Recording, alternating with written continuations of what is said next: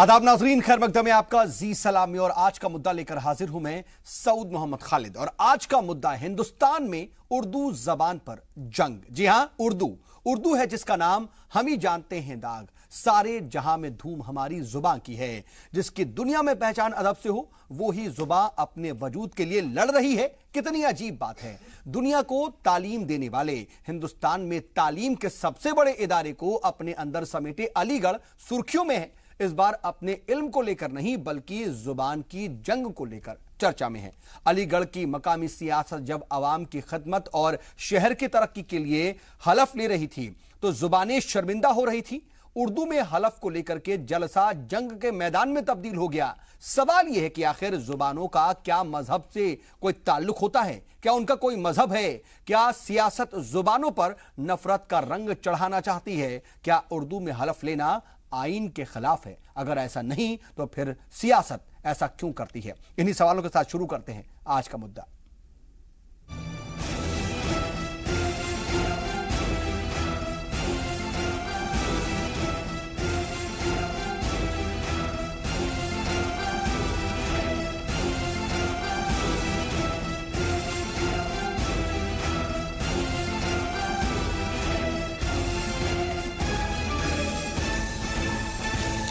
तो अलीगढ़ के सियासी गलियारे से निकली गूंज सुनकर के जुबानों का सर शर्म से झुक गया। दरअसल अलीगढ़ में सियासत जब जुबानों से लड़ रही थी तो अदब गश खाकर गिर गया। यहां पर नौ मुंतखब सभासद की उर्दू में हलफ लेने को लेकर के हंगामा हो गया, जो मारपीट तक भी जा पहुंचा। क्या और क्यों हुआ ये सब दिखाते हैं आपको खुसूसी रिपोर्ट में।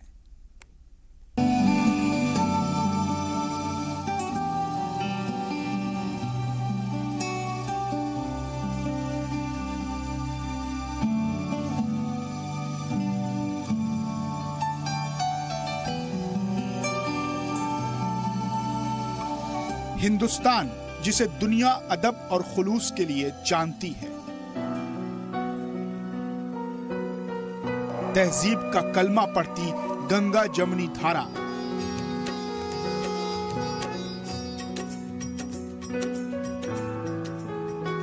पूरी दुनिया में अपनी तहजीब के लिए मशहूर है।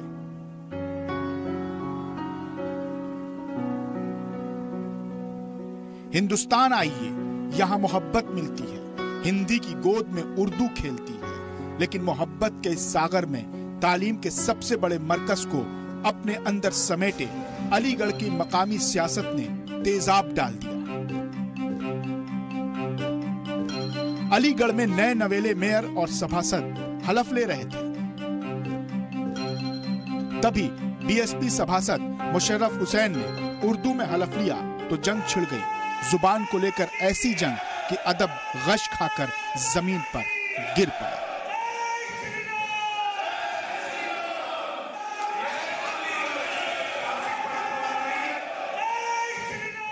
हिंदी का प्रपत्र मिला है और मैंने उसका ट्रांसलेट करके उर्दू में शपथ लिया। जी नहीं, कोई हंगामा नहीं हुआ, सब हमारे साथ। जी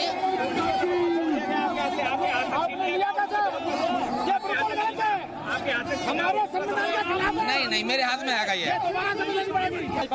बहुजन समाज पार्टी का हूँ इसलिए मुझे मार रहे हैं।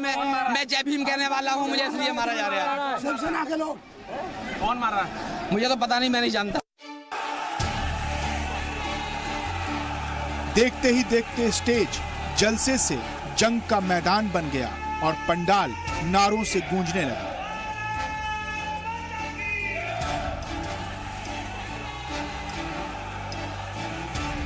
बीएसपी के काउंसलर जहां जय भीम की सदा बुलंद कर रहे थे तो दूसरी तरफ बीजेपी के काउंसलर भारत माता की जय और जय श्री राम के नारे लगा रहे थे। अलीगढ़ में बीएसपी के मोहम्मद फुरकान मेयर बने हैं। हालांकि इंतजामिया ने पूरे मामले को बहुस्न खूबी काबू में कर लिया। में कुछ व्यक्तियों द्वारा मतलब जो है अपनी आपत्तियां और कुछ व्यक्तियों द्वारा यहाँ पर जो है अनावश्यक रूप से नारेबाजी वगैरह करने के लिए प्रयास किया गया और किया भी। तो उसकी वजह से थोड़ा सा मतलब जो असुविधाएं हुई हैं कई सारे पार्षदों को नवनिर्वाचित, परंतु कार्यक्रम पूरी तरह से सफल रहा, कोई इसमें दिक्कत नहीं रही। ये पहला मौका नहीं है जब जबानों को लेकर जंग छिड़ी हो। इससे पहले महाराष्ट्र असेंबली में भी हिंदी को शर्मिंदा किया जा चुका है। समाजवादी पार्टी के एमएलए अबू आसिम आजमी ने उर्दू में हलफ लिया तो शिवसेना ने उनकी पिटाई कर दी थी। महाराष्ट्र के भूमि के अंदर मराठी भाषा का सम्मान होना आवश्यक है और वो अगर कोई अपमान करता है तो हम 13 में से कोई भी आदमी वो सहन नहीं करेगा। फिर जिस भी आदमी को जिस प्रकार की भाषा जरूरी है उस भाषा में उसे उत्तर दिया जाएगा, हम रुकेंगे नहीं। तो दूसरी तरफ जुबानों की हंसती हुई तस्वीर नजर आती है। जम्मू कश्मीर में जहां महबूबा मुफ्ती उर्दू में हलफ लेती है तो तेलंगाना के सीएम केसी राव तेलुगु में हलफ लेकर जुबानों से नफरत करने वालों को सबक सिखाते हैं। कागज के सफात से निकलकर जबानें सवाल पूछती हैं कि जब मुल्क के आईन ने जबान को आजादी से बोलने का हक दिया तो फिर सियासत अपने मफाद के लिए मेरे मुंह पर ताला क्यों लगाती है। आखिर आईन के हक देने के बावजूद सियासत के कुछ लोग उर्दू में हलफ लेने पर क्यों इतराज जताते हैं। आखिर कब तक नफरत की इस जंग में जबानों के चेहरों पर सियासत थप्पड़ मारती रहेगी। सब मेरे चाहने वाले हैं, मेरा कोई नहीं, मैं भी इस मुल्क में उर्दू की तरह रहता हूं। मुजम्मिल अय्यूब, जी मीडिया। मैं इस मुल्क में उर्दू की तरह रहता हूं। क्या वाकई ऐसी ही इस वक्त उर्दू की हालत है इस मुल्क में? क्योंकि उर्दू में हलफ बर्दारी को लेकर के हंगामा वाकई अफसोसनाक है। लेकिन सवाल यह है कि जब हमारे मुल्क में बाकायदा जबान को लेकर के आईन में भी पूरी तरह से इजाजत दी गई है और पूरी तरह से आजादी दी गई है, तो जबान को लेकर के आखिर तनाजा क्यों और जबान अपने हिसाब से चुन करके उसमें हलफ लेने को लेकर के किसी को एतराज क्यों? जब हम देखते हैं कि इसी मुल्क में तेलुगु, तमिल, मलयालम या फिर कोई भी दूसरी जबान हो उसमें भी हलफ बर्दारी तकरीबें होती रही हैं, तो फिर यहां पर उर्दू को लेकर के इतनी ज्यादा परेशानी क्यों? और हालत यह कि उस पर मारपीट की भी नौबत आ जाए। और इन सब के बीच जो ये एक जो पूरा एक जलसा था उसमें जिस तरीके से एक मजहबी नारे लगे, क्या वो भी ठीक था? ऐसी तकरीब को एक तरीके से मजहबी रंग देना भी किसी तरह से ठीक नहीं है। तो क्यों आखिर हमारे मुल्क और मुल्क की सियासत इस तरह से होती जा रही है कि हर एक तकरीब, हर एक जलसे को मजहबी रंग से एक तरह से उड़ाया जा रहा है, या फिर उस पर मजहबी रंग नजर आता है, या फिर जुबानों को लेकर के इख्तलाफात नजर आते हैं। जब हम सब एक हैं, हमारा मुल्क एक है, हमारी कौम एक तरीके से एक है और एक पूरी तरह से हम हिंदुस्तानी हैं और हिंदुस्तान को लेकर के सभी के अंदर पूरी तरह से हुब्बुल वतनी हैं, तो फिर इतनी ज्यादा नफरतें क्यों हमारे दिलों में पैदा हैं? ये तमाम तरह के सवालात हैं और इस पर हम मजीद बातचीत करेंगे। हमारे साथ बातचीत के लिए खास पैनल जुड़ गया। अपने मेहमानों से आपका तारुफ करा देते हैं। हमारे साथ इस वक्त 5 खास मेहमान जुड़ चुके हैं। हमारे माफ कीजिएगा 4 खास मेहमान हमारे साथ इस वक्त मौजूद हैं। हमारे साथ समाजवादी पार्टी के लीडर हैं राजकुमार भाटी जी। इसके अलावा डॉक्टर एच.एस. रावत साहब हमारे साथ जुड़े हुए हैं, हिंदू धर्मगुरु हैं, और प्रोफेसर ख्वाजा मोहम्मद इकरामुद्दीन साहब हैं जो कि उर्दू के प्रोफेसर हैं जेएनयू से, वहां से हमारे साथ जुड़े हुए हैं। और स्टूडियो में मौजूद हैं प्रोफेसर राजवीर शर्मा जी जो कि पॉलिटिकल एनालिस्ट हैं, और कुछ ही देर के अंदर सीपीआई के तर्जुमान अमीर हैदर जैदी साहब भी हमारे साथ स्टूडियो में मौजूद होंगे, उनको भी हम बातचीत में शामिल करेंगे। फिलहाल आप सभी मेहमानों का यहां पर जुड़ने के लिए बहुत बहुत इस्तकबाल है। और प्रोफेसर ख्वाजा, मैं आपके पास आना चाहता हूं। इकरामुद्दीन साहब जरा बताइए कि उर्दू को लेकर के आप उर्दू को लेकर के तालीम देते हैं और उर्दू के स्कॉलर रहे हैं, और उसके बाद अब आप उर्दू को लेकर के जो नए तालीम याफ्ता बच्चे हैं उन्हें भी तालीम देते हैं। लेकिन इस तरह से जो तनाजा हो रहा है, जिस तरह से उर्दू को लेकर के ऐतराज जताया जा रहा है और सिर्फ उर्दू जबान में हलफ बर्दारी तकरीब को लेकर के मारपीट की नौबत आ जाती है, किस तरह से देखते हैं उर्दू के रोशनी में आप कि हमारे मुल्क में क्या उर्दू की यह हैसियत है कि अब उसको लेकर के इस तरीके से मारपीट की नौबत होगी अगर कोई अपनी जबान में हलफ लेना चाहता है तो?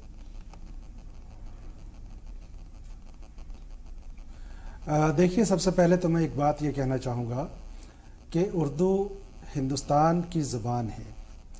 उसकी वजह यह है कि उर्दू हिंदुस्तान में पैदा हुई और उर्दू की तारीख़ आज से नहीं बल्कि अगर आप अमीर खुसरो से लेके चलें, जब एक हिंदुस्तानी के तौर पर इस ज़बान को बोला जा रहा था, आज भी उर्दू को हिंदुस्तानियत दूसरे नाम से पुकारा जाता है। यानी उर्दू का मतलब है हिंदुस्तानियत। उर्दू का मतलब है कि उर्दू में हिंदुस्तान की तहजीब, सकाफत, तारीख, कल्चर, तमाम चीज़ें यहाँ मौजूद है इस ज़बान में। हिंदुस्तान की सबसे बड़ी खुसूसियत जो पूरी दुनिया में है वो ये है कि ये कसरत में वहदत का नमूना क्यों है। यहाँ मुख्तलिफ तरह के लोग रहते हैं, मुख्तलिफ इलाकों के मुख्तलिफ कल्चर्स हैं और हर इलाके की अलग अलग ज़बानें हैं। और यही वजह है कि हुकूमत हिंद ने हिंदुस्तान की कई इलाकाई ज़बानों को आईनी हैसियत दे रखी है। उर्दू उनमें से एक बड़ी ज़बान है और उर्दू ने न सिर्फ हिंदुस्तान की तारीख को अपने दामन में समेट रखा है, बल्कि उर्दू के अलावा हिंदुस्तान की दूसरी जो ज़बानें हैं उन्होंने भी हिंदुस्तान की तारीख व सकाफत को अपनी जगह अपने दामन में समेट रखा है। हिंदुस्तान से किसी भी ज़बान को अगर ख़त्म किया जाएगा, इसका मतलब ये है कि हिंदुस्तान की तारीख को आप मिटाना चाहते हैं, हिंदुस्तान की तहजीब को आप ख़त्म करना चाहते हैं, हिंदुस्तान की जो रंगारंग तहजीब है उस पर कदगन लगाना चाहते हैं।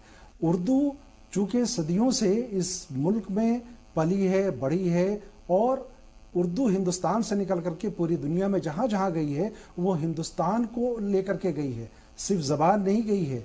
अगर यूके में तीसरी चौथी सबसे बड़ी ज़बान उर्दू है, इसका मतलब है कि यूके में चौथी सबसे बड़ी तहजीब हिंदुस्तान की है। या हिंदुस्तान के अलावा उर्दू की जो नई बस्तियां हैं जो कई ममालिक में फैली हुई हैं, उन बस्तियों में क्या सिर्फ उर्दू बोलने का मतलब क्या है कि हम सिर्फ लैंग्वेज बोल रहे हैं? बिल्कुल नहीं। ज़बान का एक मतलब ये होता है कि ज़बान का किसी इलाके से ताल्लुक़ होना और जिस इलाके से ताल्लुक़ होता है वहाँ की तहजीब, वहाँ की सकाफत ज़बान का दूसरा रुख है। इसलिए अगर कोई शख्स हिंदुस्तान का जिस खित्ते में रहता है, अगर कोई बंगाल में है, बंगला में बोल रहा है, बंगला में आईनी बात कर रहा है तो कोई बुरा नहीं है। अगर कोई हिंदुस्तान का रहने वाला उर्दू में बात करना चाहता है, बात करता है, तो उसमें कोई हर्ज होना ही नहीं चाहिए। हुकूमत हिंद ने बज़ाब्ता इसकी आईनी हुकूक दे रखे हैं।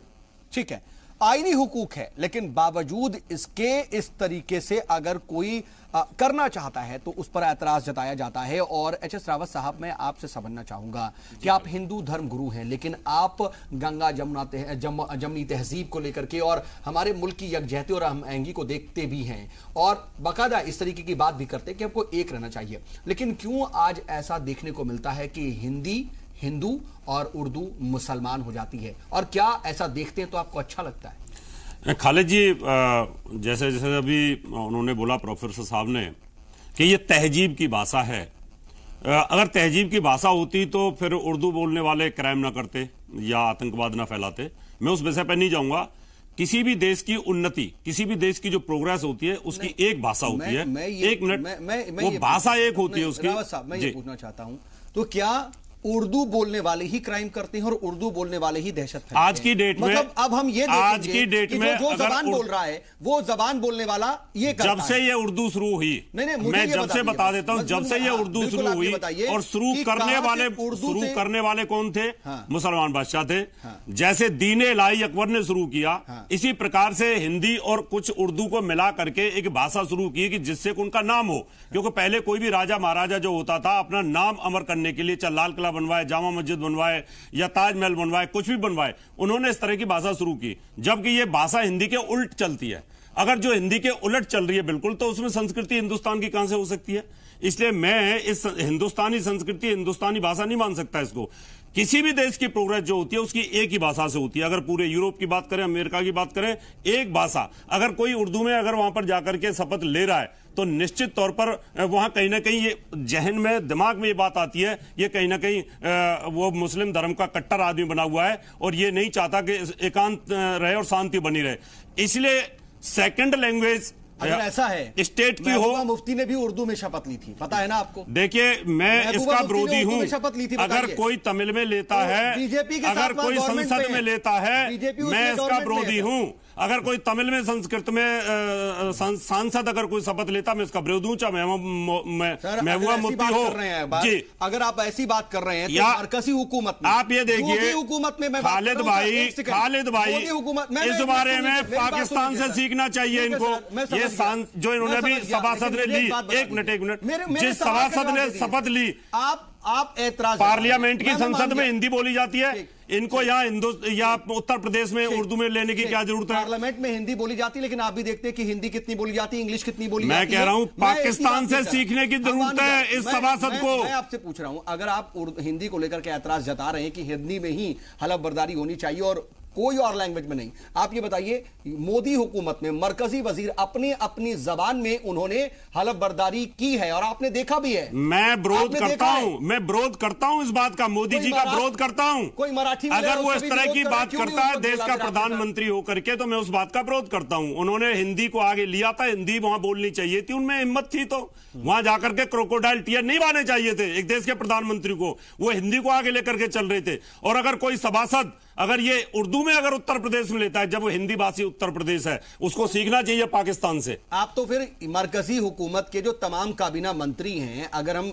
सेंट्रल मिनिस्टर्स की बात करें, तो उन्होंने अपनी अपनी जबान में, जो बहुत से लोगों ने अपनी अपनी जबान में भी लिया और हिंदी के अलावा हलफ बर्दारी ली, तो आप उसको लेकर के ऐतराज जताएंगे? मैं बिल्कुल पूछेंगे कि क्यों आपने हिंदी में ली? बिल्कुल ऐतराज करता हूं। मैं चाहता हूं देश के अंदर जो हमारी राष्ट्रीय भाषा है उसी का सम्मान होना चाहिए, उसी में शपथ लेना चाहिए। अपना कुरान पढ़नी है, हदीस पढ़नी है, आप उर्दू में पढ़ो, कोई दिक्कत नहीं। इतना बता दीजिए, संस्कृत में पढ़ो, कोई दिक्कत नहीं। यानी कि आप आइन को नहीं मानते, संविधान नहीं मानते, मतलब संविधान में ही तो हिंदी को दर्जा दिया है ना। आइन नहीं तो आइन नहीं तो उनको वो दिया है कि आप अपनी जबान में ले लीजिए, जो भी आप जबान जानते हैं उस जबान में आप शपथ लीजिए, हलफ लीजिए। आइन ने इसकी इजाजत दी है सर, दी है, लेकिन मैंने कहा साथ में देश की एकता और देश की अखंडता और भाईचारे के लिए अगर राष्ट्रीय भाषा हिंदी है तो उसी में लेना चाहिए, आनंद आएगा। अगर ये झगड़ा ही ना होता, अगर हिंदी में ले ली होती तो क्या दिक्कत थी?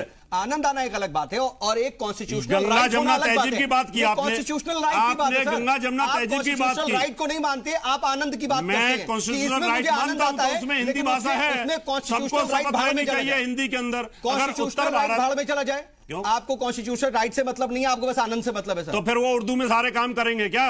नहीं, वो सभासद उर्दू में करेगा? मैं सिर्फ उर्दू की बात वो ऑर्डर उर्दू में देगा क्या? की बात नहीं कर रहा सर, आपको तो किसी भी पूरे टाइम उर्दू में बात करेगा। आपको तो मराठी से, तेलुगु से, तमिल से सबसे एतराज है। वहां उनकी भाषा है, वहां उनकी भाषा, उत्तर प्रदेश भाषा नहीं है, उत्तर प्रदेश हिंदी भाषा है। आपने सीधे सीधे कह दिया ना, तमिल के अंदर तमिल वहां की भाषा है, पंजाब में पंजाबी भाषा है, गुजरात में गुजराती भाषा है, उत्तर प्रदेश में हिंदी भाषा है, तो हिंदी का सम्मान करना चाहिए तो सभासद को। ठीक है, मैं आता हूं। अमीर हैदर जैदी साहब, इस पर आपने सुना कि क्या कुछ कह रहे हैं एच एस रावत साहब, मैं आपसे जवाब चाहता हूं। देखिए, भाषा की स्वतंत्रता हमारा संविधान हमें देता है। हर आदमी को अपनी भाषा में बात करने का अधिकार है। देश की आधी से अधिक आबादी हिंदी नहीं जानती है या हिंदी नहीं बोलती है। हर 10 कदम पे 10 किलोमीटर पे भाषा बदल जाती है। हिंदुस्तान का यही कल्चर है। दूसरे ये कि अगर हिंदी बोलना राष्ट्रभक्ति है तो मोदी जी ने गुजरात चुनाव के अंदर सिर्फ गुजराती में भाषण दिया है। तो उनसे तो ये पूछ लेना चाहिए कि आप तो पूरे हिंदी प्रेमी हैं और हिंदी का झंडा लेके आगे चल रहे हैं, तो गुजरात में जाके गुजराती भाषा का क्यों कर रहे हैं? बिल्कुल, मैंने विरोध किया, अभी आपके आने से पहले विरोध कर दिया उनका। अगर वो इस तरह की बात करते हैं तो गलत है, गलत है। मैं विरोध कर रहा हूं, आपके सामने मोदी जी का विरोध कर रहा हूं। आप गलत, लेकिन रावत साहब ने देखिए हर चीज का विरोध किया, हर किसी का विरोध करते रहे, वो कुछ नहीं होता। जो देश जिस भाषा से जाना जाता है वो हिंदी से जाना जाता है। हिंदी हिंदू हिंदुस्तान, उस पर भी ऐतराज जता रहे। मैंने हिंदी हिंदू हिंदुस्तान से ये देश जाना जाता है, हिंदी को आगे लेके चलना चाहिए। हाँ, आप अभी जुड़े हैं, इसलिए मैं आपको ये बता रहा हूं। जल्दी से आपका रिएक्शन फाइनल हो जाए, उसके बाद में बाकी मेहमानों के पास जाऊं। देखिए, हिंदुस्तान धार्मिक आजादी, भाषा की आजादी हमें देता है, और जब भाषा की आजादी हमें, तो सामने वाले को ये नहीं बाध्य किया जा सकता कि वो कौन सी भाषा बोलेगा और कौन सी भाषा में वो शपथ लेगा। हर किसी को अधिकार है। और अगर इस पे ही राजनीति ये करना चाहते हैं, जो नफरत का पेड़ लगा रहे हैं ये, और ये लगाना चाहते हैं तो ये लगाएं, लेकिन ये मुल्क इनके नफरत के पेड़ को स्वीकार नहीं करता। ठीक है, राजकुमार भाटी जी, राजकुमार भाटी जी, आपने पूरी बात सुनी और उत्तर प्रदेश से समाजवादी पार्टी से आप आते हैं, लेकिन जिस तरीके का अलीगढ़ में हंगामा हुआ, मेरठ में भी देखा गया, और रावत साहब यहां मौजूद हैं। मैं बता दूं कि गोरखपुर में बकायदा वंदे मातरम और राष्ट्रगीत को लेकर के भी बकायदा ऐलान किया गया कि खड़े हो जाइए राष्ट्रगीत, लेकिन वहां पर वंदे मातरम नहीं बजा, वहां पर राष्ट्रगीत नहीं बजा। आखिर क्यों ऐसा हो रहा है? जबान को लेकर के तनाजा है, उर्दू से दिक्कत नहीं है, लेकिन कोई राष्ट्रगीत बज ही नहीं रहा है सरकारी प्रोग्राम में। देखिए, कौमी गीत बज ही नहीं रहा है। भारत देश की ताकत इसकी विविधता है। यहाँ अलग अलग भाषाएं, अलग अलग धर्म, अलग पहनावा, अलग संस्कृति, यहाँ विविधता है। अगर हम इस विविधता को सम्मान देंगे और सबको बराबर मानेंगे तभी भारत देश एक रहेगा, एकजुट रहेगा और भारत की ताकत बनेगी। किसी एक भाषा को, एक धर्म को, एक जाति को, एक संस्कृति को अगर हम थोपेंगे और लोगों के ऊपर जबरन थोपेंगे और उनकी संस्कृतियों का हम विरोध करेंगे तो ये देश विखंडित होगा। रावत साहब कह रहे हैं कि ये जो वो अलग अलग जो मकामी जबानें हैं, तमिल में, पंजाबी में लोग अगर लेते हैं तो कोई दिक्कत नहीं, लेकिन नहीं, रावत साहब तो ये भी कह रहे हैं कि उर्दू को बादशाहों ने पैदा की, कोई राजा महाराजा बादशाह जुबान नहीं बनाते। दीन इलाही अकबर ने बनाया साहब उर्दू। मैं जुबान की बात कर रहा हूँ, मैं जुबान की बात कर रहा हूँ, मैं भाषा की बात कर रहा हूँ। भाषा भी ये उर्दू ऐसे ही बनी है, पैदा थी उर्दू में। उर्दू जो है जनभाषा रही है, से नहीं आई है ना, जन की भाषा रही है, बनाई गई भाषा है। अमीर खुसरो का जिक्र कोई भी भाषा उल्टी नहीं चलती है, कोई भी भाषा उल्टी चलती है, बनाई गई है। साहब ने जो उसके इतिहास में जाने की जरूरत है। हर भाषा सीधी लिखी जाती है, उल्टी लिखी जाती है। बोलने देंगे क्या? आपको ज्ञान नहीं, कृपया बोलने देंगे। अभी अमीर खुसरो का जिक्र किया, अरे सर बोलने देंगे क्या? श्रीमान जी बोलिए। अमीर खुसरो का जिक्र प्रोफेसर साहब ने किया। अमीर खुसरो ने जो जुबान पैदा की, जिस जुबान में उन्होंने साहित्य लिखा, वो जुबान आप पहचान निकली है। हिंदी भी उसी से निकली है। हिंदी थोड़ी संस्कृतनिष्ठ हो गई, उर्दू थोड़ी पश्तोनिष्ठ हो गई। मतलब केवल इतना फर्क है। हिंदी निकली है। और बहुत मशहूर शायर अकबर इलाहाबादी ने अमीर खुसरो, आपको जानकारी, मैं हिंदी का विद्यार्थी रहा हूं, मैंने हिंदी में एमए किया है, मैंने भाषा विज्ञान पढ़ा है। मुझे आपसे बेहतर जानकारी इस बारे में होगी। उससे पहले हिंदी नहीं थी। अरे छोड़ो ना बेकार। अरे हिंदी आपको जानकारी नहीं है ना, आपको इतिहास की ना भाषा की। उससे पहले हिंदी नहीं थी, बेइज्जती करवा रहे हो। लेकिन मैं अपने विचार रख रहा हूँ, आप अपने विचार रखें, आपकी भावना हो सकती है। अमीर खुसरो जैसे आदमी थे उस समय हिंदी नहीं चलती थी क्या? बीजेपी और आरएसएस के लोग इतने मत गिरो, इस देश को इतना मत बांट दीजिए। वोटों की राजनीति में भाटी साहब इतने मत डूबो, इतने मत समझाओ। चिल्ला के किसी सच को झूठ नहीं कर सकते, इतने मत समझाओ। आप उससे पहले का भी इतिहास देखा होगा ना। अरे मेरे पास आर्यभट्ट की ज्योतिष की किताबें पढ़ी है, वो हिंदी में पढ़ी है। क्या बात कर रहे हो आप? आर्यभट्ट और हिंदी, आर्यभट्ट और हिंदी, आर्यभट्ट और हिंदी, सारी किताबें अभी पढ़ी हुई है। आपको तो ये भी पता नहीं होगा हिंदी शब्द कहां से आया, आपको तो ये भी पता नहीं होगा वोटों की राजनीति शब्द कहां से आया, ये कि आप सच को सच न बोल सके। सच को सच बोलने के लिए आश्चर्य की बात कर रहे हैं, कुछ ज्ञान ही नहीं है। मैं आता हूं, आप सब यहाँ हिंदी के प्रोफेसर बैठे हैं, लेकिन मैं एक बात नहीं बोलना चाहूंगा, इन्होंने मुझे बोलने नहीं दिया। सबसे पहले साउद साहब, मेरा एक बात कमाल की बात है, वोटों में इतने मत गिर जाओ कि देश को मत बांट दो। बीजेपी और आरएसएस के लोग अगर वोटों की राजनीति करनी है तो जाकर के टीवी चैनल पे नाम पे लोगों को डराना चाहते हैं। इस राष्ट्रवाद को, भारत राष्ट्र को भी बदनाम कर रहे हैं और हिंदू धर्म को भी बदनाम कर रहे हैं। जिस तरह से मेरठ में और अलीगढ़ में जय श्री राम और हर हर महादेव के नारे लगाए गए और उर्दू में शपथ लेने वाले लोगों का विरोध किया, उनको अपमानित किया गया, ये देश को तोड़ने की साजिश है। ये देश इससे मजबूत नहीं होता। ठीक है, ये हिंदू धर्म को भी बदनाम कर रहे हैं। राजवीर शर्मा साहब, मैं आपसे पॉलिटिकल रिएक्शन इस पर चाहता हूं कि जो ये सियासत हो रही है मजहब की और जबान की, इसको किस तरह से देखा जाए? देखिए, एक तो मैं ये कहना चाहूँगा कि किसी एक घटना को लेकर के हम किसी नतीजे पर पहुंच जाएं, ये ठीक बात नहीं है। सर, लेकिन अगर एक घटना पर बात नहीं होगी तो ऐसे हजारों घटना पर बात होनी चाहिए, लेकिन उसका नतीजा ये निकाल लें कि यही एक सच है, तो वो सच नहीं होता है। एक बात तो ये, घटनाओं पर चर्चा होना, इसमें कोई दिक्कत नहीं है, होनी चाहिए। दूसरी बात यह है कि हिंदुस्तान एक ऐसा देश है जहाँ पर अनेकों भाषाएं पढ़ाई जाती हैं और उर्दू भी पढ़ाई जाती है।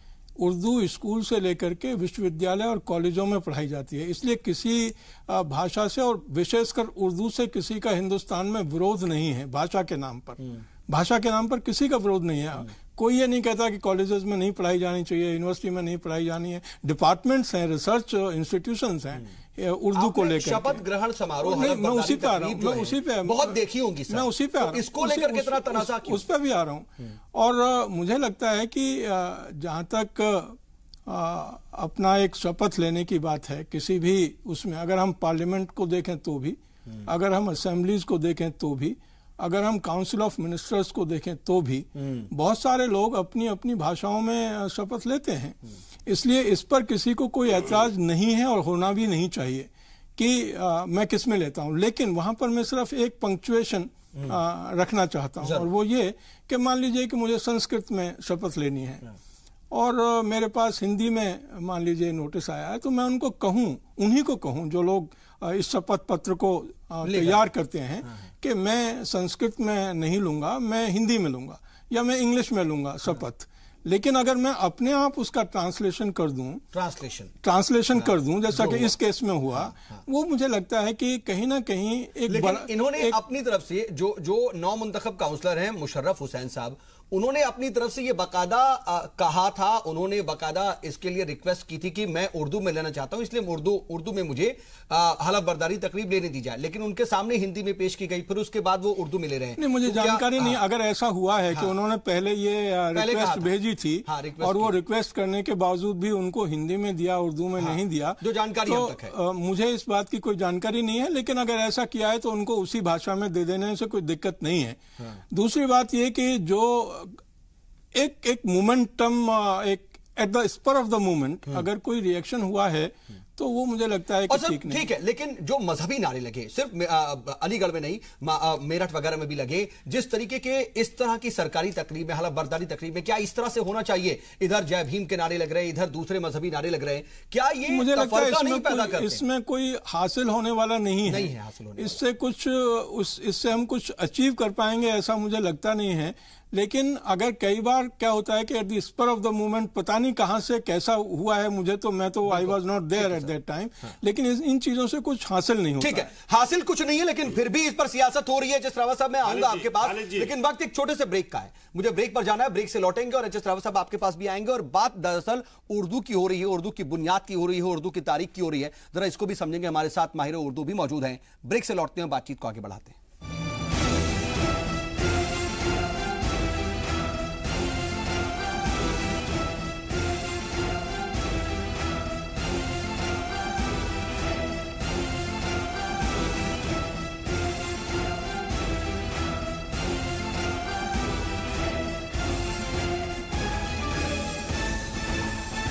तो हिंदुस्तान में है उर्दू जुबान पर जंग, हम इसी पर बातचीत कर रहे हैं और सवाल यह है कि बार बार उर्दू को कटघरे में क्यों खड़ा किया जाता है, बार बार उर्दू जबान पर एतराज क्यों जाहिर किया जाता है। ऐसी जबान जो यहीं पैदा हुई, यहीं पली बढ़ी और अब यहीं की ही है, और इस पर सवाल उठाना क्या ठीक है। हमारे साथ बातचीत के लिए खास पैनल मौजूद है। हमारे साथ जेएनयू से उर्दू के प्रोफेसर ख्वाजा मोहम्मद इकरामुद्दीन साहब भी मौजूद हैं। प्रोफेसर इकरामुद्दीन साहब, मैं आपके पास आ रहा हूं। उर्दू की तवारीख की बात हो रही है, मीर खुसरो साहब की बात हो रही है, और हिंदी और उर्दू कहां से पैदा हुई, हिंदी कहां से आई, ये तमाम सवालात या इस तरह की बातें अभी तक आप देख रहे थे बातचीत में हो रही थी। मैं चाहूंगा जरा आप इस पर रोशनी डाल दें।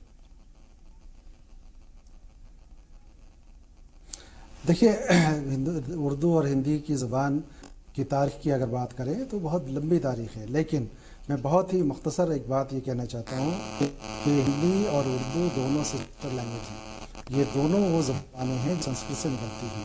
हिंदुस्तान की जितनी भी मॉडर्न लैंग्वेजेस हैं, इन सिर्फ 4 ज़बानों को छोड़ करके जो साउथ, ठीक है, मैं उसी पर आ रहा हूँ सर, ये सब वो बात कर रहा हूँ, मुझे सुन लें पहले। सिर्फ 4 ज़बानें ऐसी हैं जो तमिल, तेलुगु, मलयालम और कन्नड़, जो द्रविड़ खानदान अंसला से है, द्रविड़ फैमिली लैंग्वेज से है। लेकिन जितनी हिंदुस्तान की जितनी भी मॉडर्न लैंग्वेजेस हैं, ये सब के सब संस्कृत से निकलती हुई यहाँ तक पहुँची हैं। ज़बानें एक दिन में नहीं बनती हैं, सदियाँ लगती हैं ज़बान बनने में। यहाँ तक कि अगर आप आज पढ़े हैं यहाँ 10 साल पीछे जाएं तो आपको पता चलेगा कि आपके शब्दकोश में, आपकी लुगत में, आपकी डिक्शनरी में कितने नए लफ्ज़ आ गए।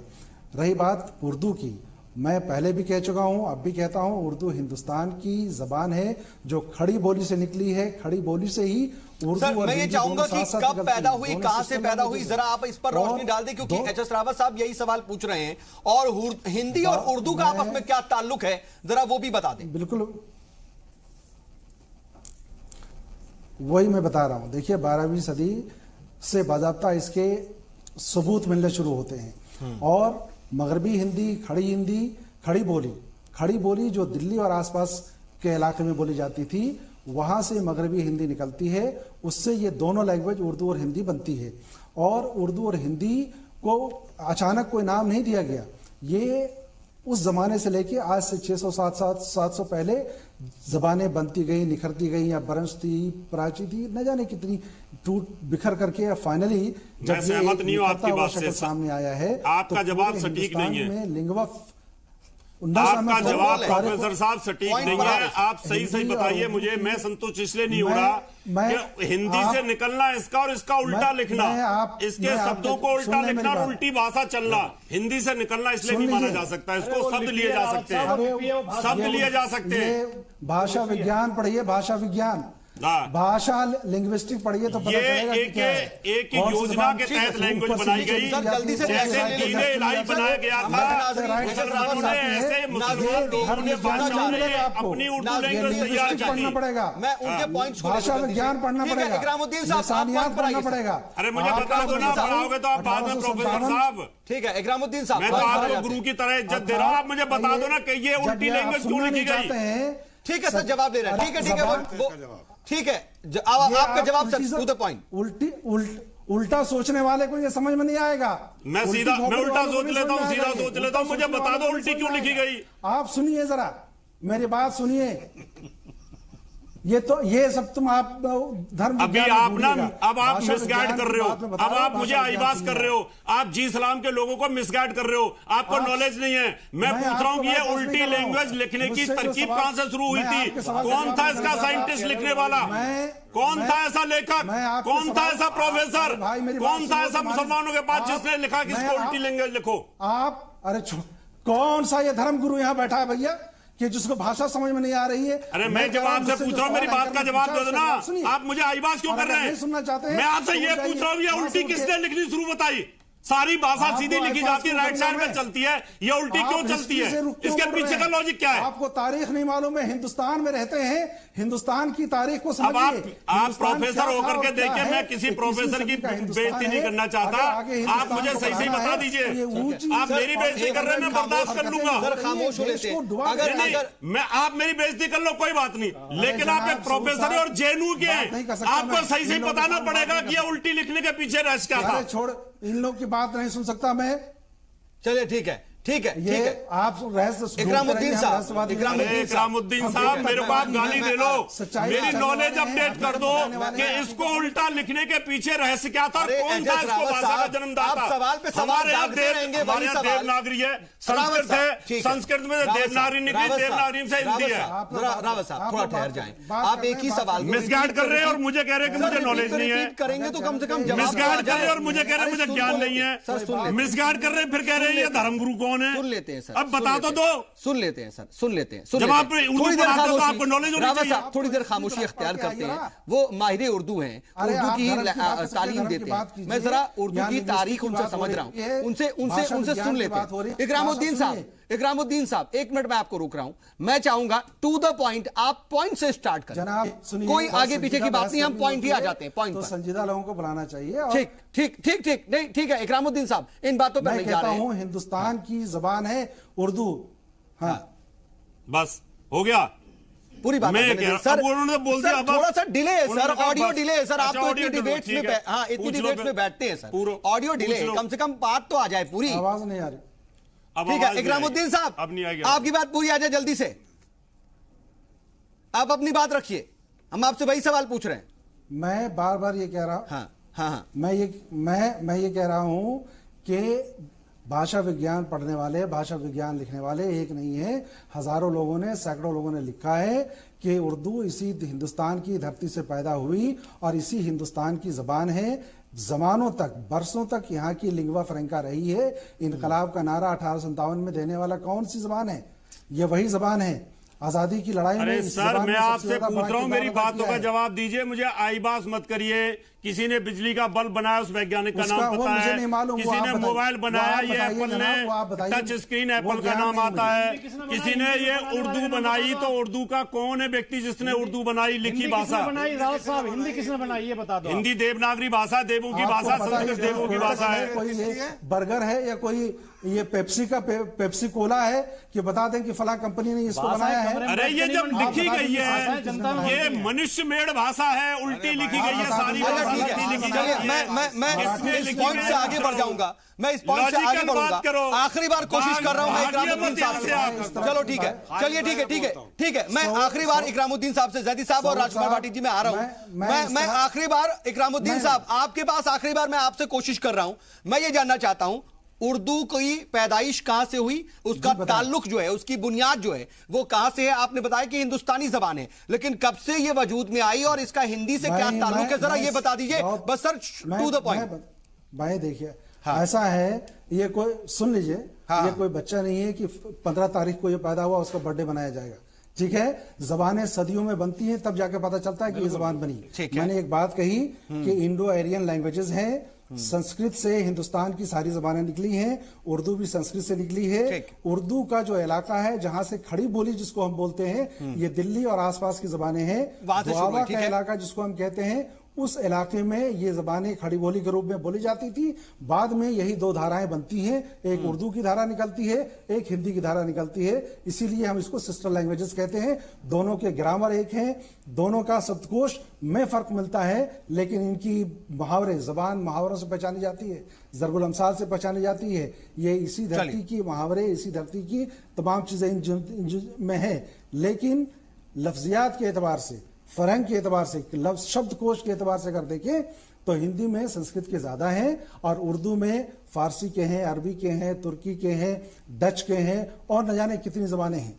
सारी जबानों के अल्फाज। ठीक है सर, ठीक है, मैं आ रहा हूं रावत साहब आपके पास आऊंगा, कितना आप मुतमईन हुए। लेकिन जैदी साहब आप इसमें बात जोड़ना चाह रहे थे, जल्दी से मैं आ जाऊं क्योंकि मुझे ब्रेक पर जाना है, उसके बाद मैं लौटूंगा। लेकिन जैदी साहब देखिए, मैं उसे आगे बढ़ाऊंगा। देखो, उर्दू दिल्ली की अगर आप उर्दू देखेंगे तो उसका प्रोनाउंसिएशन कुछ और होगा, उसका बोलने का तरीका कुछ और होगा।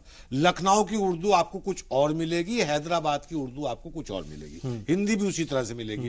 रावत साहब की बात पे मैं आता हूं। रावत साहब, मुगल काल से पहले जो हिंदुस्तान था उसके अंदर हुकूमत की भाषा जो थी वो संस्कृत थी, और आम जुबान जो थी, आम लोगों की भाषा थी, वो देवनागरी थी और हिंदी थी। जब मुगल यहां आए तो मुगलों की हुकूमत की जुबान फारसी हो गई, और फारसी हर आदमी की समझ में नहीं आती, तो वहीं से डेवलप होते हुए जो ये खित्ता था, गालिब ने कहा अगर उर्दू सीखनी है तो जमा मस्जिद की पैड़ियों पे जाके बैठो, मीना बाजार में जाके बैठोगे तो आपको उर्दू सीखने को। बिल्कुल, वेरी गुड, मैं सहमत हूं। सुन लीजिए, आप बहुत सही जा रहे हैं, मैं सहमत हूं इस बात से। उर्दू सीखने को तो एक ये उर्दू जो है हिंदुस्तान में पली, हिंदुस्तान में ही पैदा हुई, और ये अवाम की जुबान हुई। हिंदी भी अवाम की जुबान हुई, ये हुकूमत की जुबान कभी नहीं रही है। आज भी हुकूमत की जुबान नहीं है हिंदी। ठीक है, हिंदी हुकूमत की जुबान नहीं है, हुकूमत की जुबान आज इंग्लिश। भाटी जी आपकी बात इसमें जल्दी से आ जाए, राष्ट्रवाद एक साथ रिएक्शन दूंगा फिर। अगर हिंदी को कहीं पैदा करना है, या हिंदी की परवरिश करनी है, या उर्दू को संरक्षण देना है, तो हुकूमत की जुबान हिंदी को बनाना होगा। लेकिन हिंदी आज तक हुकूमत की जुबान नहीं बनी है। मोदी जी भी 4 साल से हुकूमत के अंदर। हिंदी के मौके पर हिंदी दिवस मनाया जाता है हर साल, मध्य प्रदेश में भी बहुत बड़ा जो है इसको लेकर के प्रोग्राम होता है, लेकिन 1-2 दिन बाद ही हिंदी जो है वो किस कंडीशन में नजर आती है मैं अच्छी तरह से जानता हूं, लेकिन हम इधर नहीं जाते हैं। जल्दी से राजकुमार भाटी, रावत जी खुद बैठे हैं बैंक में जाकर चेयर बनाएंगे तो जयदी साहब, मैं आपकी बात से सहमत हूं। और जो बोली जाती है जुबान से उसे भाषा कहते हैं, जो लिखी जाती है, लिखने के जो शब्द होते हैं उन्हें लिपि कहते हैं। देवनागरी लिपि है और हिंदी भाषा है। भाषा के तौर पर हम हिंदी और उर्दू में बहुत ज्यादा फर्क नहीं कर सकते। दिल्ली के आसपास के आप गाँव में चले जाइए, मेरे पिताजी जो बोलते हैं आधी उर्दू होती है, मेरे दादाजी बोलते थे आधी उर्दू बोलते थे। तो भाषाएं इनमें हिंदी और उर्दू में कोई बहुत ज्यादा फर्क नहीं है, और ये तहजीब की भाषा है, दोनों का अपना बहुत समृद्ध साहित्य है। आज तो लेकिन फर्क धर्म की भाषा भी नहीं है सर। भाटी सर, उर्दू में बहुत से हिंदुओं ने मेरी बात सुनिए, की है। मुसलमानों के जब उस समय मुगलों का जब राज रहा, उर्दू हावी हुई, और सारे के सारे आज भी फर्द उर्दू में बनती हैं। आज भी जमीन जायदाद के काम आज भी उर्दू में है, अभी तक उनको चेंज नहीं कर पाए हम, और ये मुगलों के समय से चल रही है। मुगलों के समय से आप उत्तर प्रदेश में भी अगर देखेंगे, कहीं पर भी आप बहुत सारे कागज ऐसे बनते हैं वो हमें समझ में नहीं आते, अभी भी वो उर्दू में लिखे जा रहे हैं। अभी भी अकबर इलाहाबादी ने कहा कि उर्दू और हिंदी में फर्क है इतना, वो देखते हैं ख्वाब और हम देखते हैं सपना। ये दोनों एक जैसी महसूस की जाती हैं, एक जैसा सोचा जाता है, एक जैसा साहित्य लिखा जाता है। और मैं पहले कह रहा था, उनकी शोर में सुना नहीं गया, बहुत बड़े बड़े शायर हिंदू हुए हैं, ये किसी धर्म की भाषा नहीं है। धर्म में भाषाओं को नहीं बांटा जा सकता। आपको वोट चाहिए ना, मुसलमान आप वोट लीजिए, मुसलमानों की वोट लीजिए, हिंदी के बड़े कवि पर हिंदी भाषा पे छुरा मत मारिए। आपकी सरकार ने उत्तर प्रदेश में कंपलसरी कर दिया है, आपकी सरकार ने कंपलसरी कर दिया उत्तर प्रदेश में, और मैं चाहूंगा कि वो हटे वहां से। हिंदी भाषी क्षेत्र और हिंदी होनी चाहिए। आपकी सरकार ने किया ना, मुराद सिंह की सरकार ने। आप कुठार आघात हमला करते हैं हिंदी भाषा के ऊपर। खान ने लिखा हिंदी का तो एहतराम उर्दू एक मुस्लिम भाषा है, एक मुगलों की भाषा है। अरे भाई हिंदुस्तान की भाषा है, तहजीब के साथ हिंदुस्तान की भाषा शुरू कर दें इसको। मुस्लिम भाषा जैसे अकबर ने दीन इलाही बनाया, संकीर्ण मानसिकता का हमें इतिहास सिखाने बैठ गए आप अपनी वोटों की राजनीति के से लौटेंगे और जरा बातचीत को हम आगे बढ़ाएंगे। लेकिन अफसोस होता है जब जबानों को मजहब से जोड़ दिया जाता है और जबानों में भी तफरका पैदा किया जाता है। आज शायद उर्दू भी अफसोस कर रही होगी, हिंदी भी रो रही होगी। एक छोटे से ब्रेक के बाद लौटते हैं।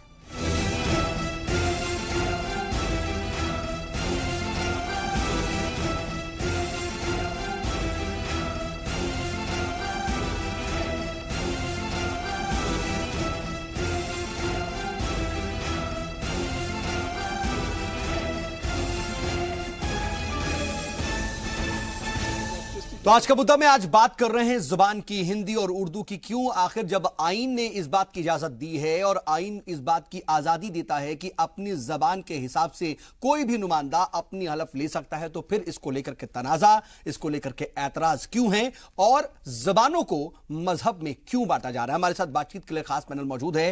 रावत साहब, आप सुन रहे हैं और आप लगातार लोहा ले रहे हैं तमाम जो हमारे यहां पर पैनलिस्ट हैं, लेकिन जो बात मैं इकरामुद्दीन साहब से पूछ रहा था, हालांकि वो अब हमारे साथ इस वक्त बातचीत में नहीं है, लेकिन इकरामुद्दीन साहब से जो बात पूछ रहा था वही बात मैं आपसे जानना चाहता हूं कि आप एक भाषा विज्ञानी की तरह जब बात कर रहे थे या पूछ रहे थे उनसे सिचुएशंस, तो आपकी नॉलेज के हिसाब से हिंदी और उर्दू के ताल्लुक से आप क्या जवाब देंगे? देखिए, मैं ये कहूंगा कि जिसका शासन जब होता है वो अपनी चलाता है, ये एक नियम है। चाहे वो मोदी साहब हो, चाहे पहले मनमोहन सिंह साहब हो, कोई भी हो। अगर मनमोहन सिंह साहब आए या खुराना साहब आए तो वहां पर पंजाबी दिल्ली के अंदर कंपलसरी करी, उससे पहले पंजाबी नहीं थी। इसका मतलब कहीं ना कहीं कोई जो रूलर आता है वो कहीं ना कहीं अपना बनाने की कोशिश करता है। ऐसे जब मुगल आए, मुसलमान, तो यहाँ पे गुजराती अभी कंपलसरी हुई नहीं है? वैसे नहीं हुई नहीं है, लेकिन वहां पर तो हिंदी का बुरा हाल है। गुजरात के अंदर गुजरात का बुरा हाल है, वहां पर इंग्लिश और गुजराती है। इधर मोदी साहब बेवकूफ बनाते हैं लोगों को कि भैया हिंदी हिंदी हिंदी, और वहां पर बुरा हाल है। तो क्या मोदी जी कुछ देशद्रोही हैं जो हिंदी देशद्रोही की बात नहीं कर रहा कि लोगों को इस तरह से हिंदी के नाम पर अगर आप पूरे भाषण गुजराती में दिए हैं, आप मोदी साहब पूरे भाषण गुजराती में दिए। गुजरात के अंदर फर्स्ट लैंग्वेज आप गुजराती कर दो, सेकंड हिंदी कर दो। वहां तो इंग्लिश और गुजराती है, किसी बोर्ड को देख लो जाकर के। अच्छा, वहां सेकंड, एक मिनट, वहां सेकंड लैंग्वेज वो हिंदी होनी चाहिए, फर्स्ट नहीं। मैं कह रहा हूं फर्स्ट नहीं होनी चाहिए। उनको स्टेट के अंदर अगर फर्स्ट लैंग्वेज करते हैं वो अपनी को, तो सेकंड लैंग्वेज हिंदी। अरे सर, आप तो खुद हिंदी विरोधी हैं। हिंदू हमारी राष्ट्रभाषा है, संपर्क भाषा है, संविधान से अधिकार देता है। आपको ये नहीं पता? संपर्क भाषा है। राजा बनता है अगर आप चलाता है, नहीं वो ठीक है। जैसे अकबर ने नया धर्म चलाने की कोशिश की। अरे सर, ये धर्म से बात नहीं है, उर्दू चलाने ये धर्म नहीं है, भाषा इतनी नहीं होती। आप मुझे बताइए पंजाबी कहां से है जो पंजाबी भाषा है? इतनी आसान बना दी कि इसको हिंदी वाले और मुसलमान वाले दोनों मिलकर के मुगल बादशाह हैं, गंगा उन्होंने उर्दू को इजाद किया। हिंदुओं को मूर्ख बनाने की भाषा। सर, कोई राजा भाषा लेके नहीं आता है, भाषा क्षेत्रीय होती है, भाषा का एक्सपोर्ट नहीं हुआ करता। अब एक चीज बताइए, अंग्रेज भाषा लेके आए ना, अंग्रेज भाषा लेके आए जयती साहब, जयती साहब अंग्रेज भाषा लेके आए, सारे मुस्लिम ममालिक की भाषा उर्दू। अभी कॉन्वेंट में लोग, और आप पार्लियामेंट में इंग्लिश बोलते हैं, ये कौन लेके आया? ऐसे ही मुगल बादशाह भी लेकर गए उर्दू को। मुझे इतना बताइए, ये हिंदुस्तानी भाषा नहीं है। रावत साहब, अगर हिंदुस्तान की जबान नहीं है उर्दू, या फिर इसका मजहब से ही ताल्लुक है, तो जितने मुस्लिम ममालिक हैं इस पूरी दुनिया में, आप मुझे उनका नाम बताइए जहां पर उर्दू बोली जाती हो। पाकिस्तान बगल में है, वो हिंदुस्तान से ही वहां पर उर्दू गई है। देखिए, उसके अलावा मुझे बस इतना बता दिए कि कहां पर मुसलमान जो हैं, जहां हिंदुओं का कन्वर्जन हुआ, जहां हिंदुओं का धर्म परिवर्तन हुआ, वहां हिंदी वहां ये उर्दू चल रही है। और उर्दू के अगर अक्षरों को देखें तो फारसी और दूसरी भाषाओं के साथ मिलते हुए तो हिंदी से तो कोई मिलता ही नहीं है। तो जब हिंदी से मिलता नहीं तो हिंदुस्तानी भाषा का धर्म से अगर जोड़े तो हिंदुस्तानी भाषा इसको जबरदस्ती बनाया गया कि तहजीब के तहत उनको शासन करने में आसानी हो जाए, राजा को शासन करने में आसानी हो बादशाह, इसलिए हमारे ऊपर थोपा गया। रावत जी, अगर धर्म से जोड़ा जाए तो हिंदू धर्म की भाषा संस्कृत में है, संस्कृत होनी चाहिए, क्योंकि आपके जितने धर्म ग्रंथ हैं वो संस्कृत में हैं या नहीं है? मानते हो? तो फिर हिंदुओं की जबान का संस्कृत है। कौन सा हिंदू संस्कृत हमारे ग्रंथ जला दिए, कौन सा हिंदू संस्कृत दिए गए थे? किसने जलाया? जला दिए गए। अब सुन लीजिए, मैं दूसरे पे आता हूँ। मुसलमानों के धर्म ग्रंथ क्या है? अरबी में है, तो मुसलमानों की भाषा अरबी होनी चाहिए। हिंदुस्तान का कौन सा मुसलमान अरबी जानता है? अरे साहब, भाषा जो होती है वो क्षेत्र में पनपती है, क्षेत्र में बढ़ती है। आप गलत ज्ञान लेके इनकी भाषा हिंदी थी, इनको कन्वर्ट किया गया था, और जो कन्वर्ट हो गए थे धीरे धीरे उनको मिला करके उर्दू लेकर के लाइन पे लेके आए। ये इतिहास है, गलत ज्ञान एकदम कोई फांसी नहीं समझ सकता। चलिए आप एक काम कीजिए, हिंदू पे एहसान कर दिए, संस्कृत सिखा दीजिए। साहब, आपके बच्चे जानते हैं संस्कृत? बात आप कह रहे हैं कि ये बहुत सिस्टमेटिक, आप जानते हैं संस्कृत, समझने की जरूरत है। आप जानते हैं। मैं तो आपके बारे में एक चीज कहूंगा, धीरे धीरे खालिद साहब, मैं इनके बारे में एक चीज कहूंगा बस, और अपनी बात खत्म करूंगा। शास्त्राणी दित्यापि भवन्ति मूर्खा महाजनो येन गते से पंथा। इन जैसे जितना शास्त्र वो है ना, इन्हें शास्त्र मूर्खों में ज्ञान पैदा नहीं होता। सारा उर्दू में होता था, ये उस तरह के लोग का काम सारा उर्दू में होता था। अब वो अंग्रेज भी उसको ठीक नहीं कर पाए, और अभी तक भी चल रहा है। अब ज़ैदी साहब संस्कृत में आपको जवाब दे रहे हैं। नहीं, मैंने इनसे कहा शास्त्राणी दित्यापि भवन्ति मूर्खा महाजनो येन गते से पंथा। इस तरह जब आदमी समझाने से ना समझे और ना ज्ञान पैदा हो, तो शास्त्रों को पढ़ने से मूर्खों में भी ज्ञान पैदा नहीं होता है। इतिहास रटने से ज्ञान ही नहीं बनता कभी। उसको आप बताइए ना, आप संस्कृत के ज्ञाता बन रहे हैं, आप कितनी संस्कृत जानते हैं? आपके बच्चे जानते हैं? अरे क्षेत्र की भाषा आप जानते हैं, कोई दूसरे जानते हैं? एक आपकी बात करना है, आप सिर्फ कहना चाहिए, जाना तो पड़ेगा आपको, उसके इतिहास में जाना पड़ेगा आपको। ज़ैदी साहब ठीक है, लेकिन रावत साहब अगर आप कविता रट लोगे, बात कर रहे हैं, आप कविता रट लोगे, तो आज एग्जिस्ट ही नहीं करता। अरे भाई सुन लीजिए, मैं आपको बता रहा हूँ, मुसलमानों की भाषा अरबी है, मैं अरबी नहीं जानता, मैं तो अपनी देश की भाषा जानता हूँ। कुरान रटने से मोहम्मद पैगंबर बन जाओगे क्या? रावत साहब, मुझे फिर वही बात होगी, की बातें करते हैं, बड़े-बड़े नेता होकर के आप वोटों की राजनीति के लिए ऐसी बातें रावत साहब बहुत जल्दी से मुझे, ठीक है, मैं और बाकियों के पास नहीं जा रहा। रावत साहब मुझे जल्दी से बता दीजिए, आप बोले बहुत सिस्टमेटिक है, मैं इतना जानना चाह रहा हूं कि अगर आपके हिसाब से कि बादशाहों ने अपनी जबान थोप दी, यानी कि बादशाहों ने ये जबान पैदा की, वो जबान जानते थे, उर्दू लेकर के आए थे, उर्दू उनकी लैंग्वेज थी, यानी कि आपके हिसाब से तभी तो वो ला करके थोप रहे थे। जवाब दे दूं इसका? हाँ। जवाब में ये देता हूं कि उनको पता था कि उन्होंने बहुत सारे हिंदू लोगों को मुसलमान कन्वर्ट डेवलप उन्होंने किया, लेकिन कर दिया उन्होंने कन्वर्ट करने के बाद अब उनको कुरान को पढ़ने में दिक्कत आ रही थी, इसलिए उन्होंने एक ऐसी भाषा इजाद की जिससे मतलब उन्होंने इजाद की, मतलब मैं ये समझ रहा हूं। रावत साहब मुझे आज ऑन एयर टीवी स्क्रीन पर ये बता रहे हैं कि उर्दू मुगलों ने डेवलप की, उर्दू को मुसलमानों को एक धर्म बनाया अकबर ने, ऐसे ही उर्दू भाषा का दीन इलाही जो है ना, उर्दू भाषा सर आपके बराबर में बैठे हैं, आप इनसे पूछ लीजिए, आप उलझते रहिए। दीन इलाही जो है असल में आज एग्जिस्ट ही नहीं करता, कभी उसका दौर रहा होगा, लेकिन ना कोई मुसलमान अगर दीन इलाही मान रहा है तो वो मुसलमान ही नहीं है। मुसलमान तो वही है जो सिर्फ और सिर्फ इस्लाम पर है और सिर्फ अल्लाह की इबादत करता है, तो फिर वो दीन इलाही इस्लाम से कोई ताल्लुक ही नहीं है। सर उसको कहां जा रहे हैं हम, इधर उधर कहां भटक रहे हैं और कहां मिक्स एंड मैच कर रहे हैं? राजवीर साहब, प्रोफेसर राजवीर शर्मा। देखिए, मैंने ये सारी डिबेट सुनी, लेकिन मैं फिर से ये कहना चाहता हूं कि एक तो होता है व्यक्तिगत अपना मसला, जिसमें मुझे कोई भी भाषा सीखने का और कोई भी भाषा में बोलने का अधिकार है, और एक होता है हम सामूहिक रूप से किसी भाषा का प्रयोग करना, जिसमें हम आपसे बात कर रहे हैं, तो जब हम आपसे बात करेंगे तो ऐसी भाषा में बात करेंगे जो आपको भी समझ में आए और इनको भी और मुझे भी समझ में आए। तो एक तो होता है लिंक लैंग्वेज, जिसको हम कह सकते हैं। और भारत में अगर आप भाषा की नीति को देखें तो भारत में थ्री लैंग्वेज फॉर्मूला बना था, उसके पीछे भी यही भाव था कि हिंदी धीरे धीरे पूरे राष्ट्र की भाषा बन जाए, और बाकी जो, लेकिन इसका मतलब ये नहीं था कि हिंदी राष्ट्रभाषा बन जाए, दूसरी भाषाओं को पढ़ने का मौका ना मिले। उसमें यह था कि हिंदी हो और उसके साथ जो अपनी रीजनल मदर टंग है वो होनी चाहिए। हिंदी इसलिए थी कि सबसे ज्यादा लोग हिंदी जानते थे, और नहीं, हमारे यहाँ राष्ट्रभाषा की बात कही गई थी। संविधान के जब बहस हो रही थी उस समय भी हिंदी को राष्ट्रभाषा बनाने की बात बिल्कुल कही गई थी, इसलिए। लेकिन राष्ट्रभाषा बनाने के साथ किसी और भाषा को बंद करने का सवाल नहीं है, और न ही किसी ने कहा कि किसी और भाषा को बंद होना चाहिए। लेकिन आज भी मैं ये कहता हूं कि हर व्यक्ति को अगर पार्लियामेंट में अपनी भाषा में शपथ लेने का अधिकार है तो कॉरपोरेशन में क्यों नहीं, या असेंबली में अगर है तो पार्लियामेंट में क्यों नहीं। मैं जैदी साहब की एक बात से बहुत आज मैं बहुत इत्तेफाक रखता हूं, हालांकि वो पता नहीं अपनी पार्टी में कैसे टिकेंगे। उन्होंने ये कहा कि एक राष्ट्रभाषा हिंदी को होना चाहिए और हिंदी जो है वो ऑफिशियल लैंग्वेज होनी चाहिए।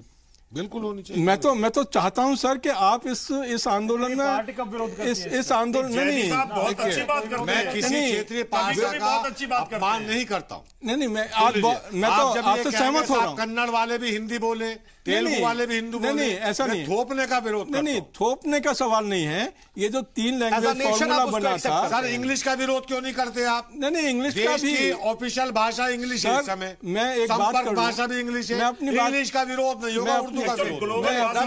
आपकी बात पूरी आ जाए सर। आप जब सियासतदानों पर जाते हैं तो फिर आपको रिएक्शन मिलता है। बहुत जल्दी से आपकी जवाब आ जाए, मैं क्लोजिंग करूंगा क्योंकि मैं ये कह रहा था कि इसलिए ये जो भाषा का विवाद है, इस विवाद को हमें एक गलत डायरेक्शन में ले जाने की आवश्यकता नहीं है।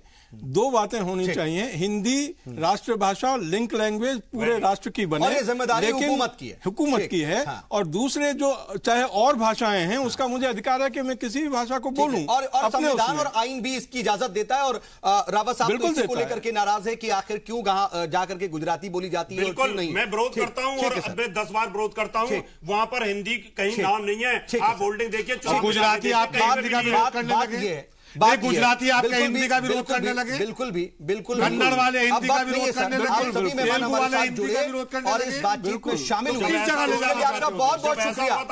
अफसोस इस बात का है कि जबान पर एतराज क्यों है, क्योंकि जबान जो है दरअसल मीडियम ऑफ कम्युनिकेशन है, यानी कि आपस में बातचीत का जरिया है और ये दिलों को जोड़ती है, लोगों को जोड़ती है, तहजीब को जोड़ती है, सकाफत और रवायत को जोड़ती है। तो यानी कि जो काम जोड़ने वाला है, क्यों आखिर उसी को लेकर के तोड़ने की बात हो रही है। सवाल हम सब के लिए, जवाब आप खुद तलाश कीजिए। आज का मुद्दा में बस इतना है।